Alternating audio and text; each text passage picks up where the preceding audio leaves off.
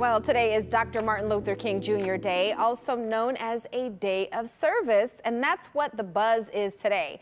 And joining me to talk about remembering and honoring Dr. King are Mimi Brown, a motivational speaker and author, Mark Sobolewski, a local teacher, and Mike Bonner, a local comedian. Thank you so much for being with us, guys. Good morning. Thanks Good for having morning. us. Good morning. All right, so let's get right into it. What inspires you the most about Dr. King? Mimi, let's start with you.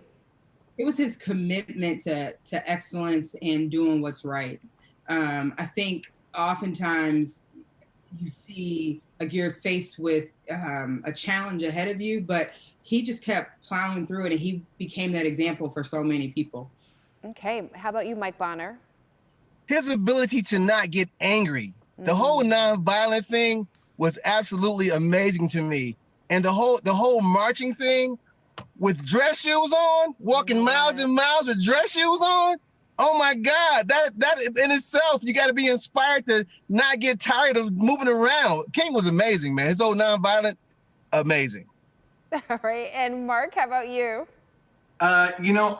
His direct action, like, he literally practiced what he preached. He didn't ask anyone to do anything that he wasn't willing to do himself. So I'm super inspired by the action he took.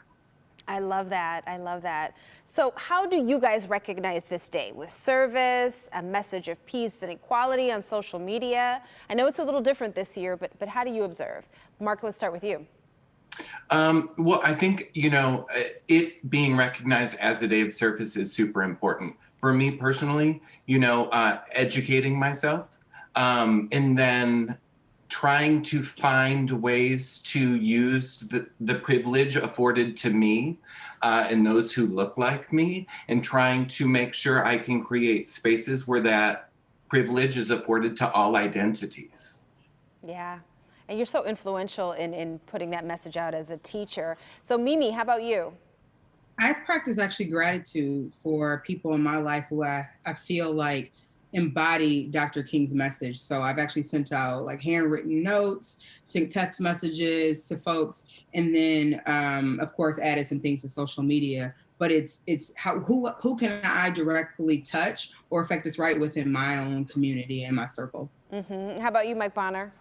I try to give my kids the knowledge they might not receive from school sometimes. The schools sometimes don't celebrate all aspects of King. So I try to go in with my children, my 15-year-old, my 17-year-old, my daughters, and my youngest son, and talk to them about the civil rights movement, and what it means. I had a chance to go to the Lorraine Motel in Memphis, Tennessee, and I really share that with them, what I've experienced as well. Yeah, the Lorraine Hotel is an experience. It really is. Once you see it, it brings it all to life. And speaking of learning, how should kids be learning? Should they be in school instead of having the day off to learn more about Dr. King, or do organized services through the school, be something that we should be looking toward? Mark, I'm going to start with you for this one.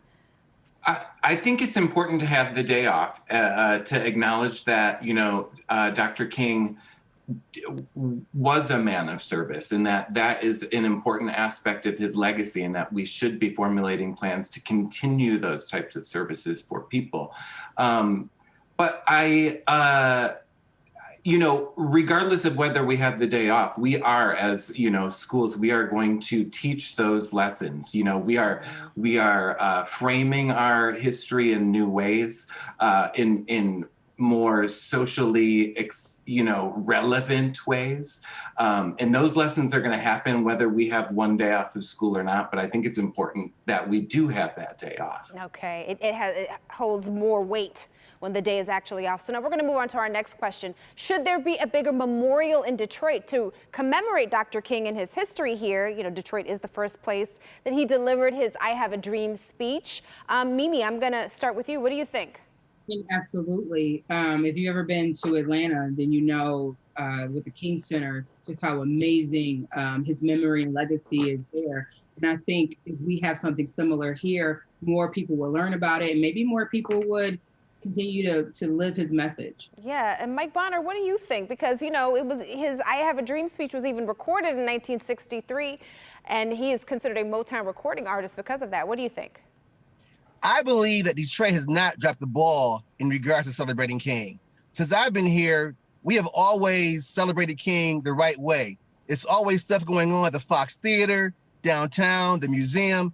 I mean, I don't think that Detroit has missed that at all. I think that we have really, really done our job as Detroiters to celebrate King. I mean, it's so many folks who are, like Congressman Kynes before he passed away, rest in peace.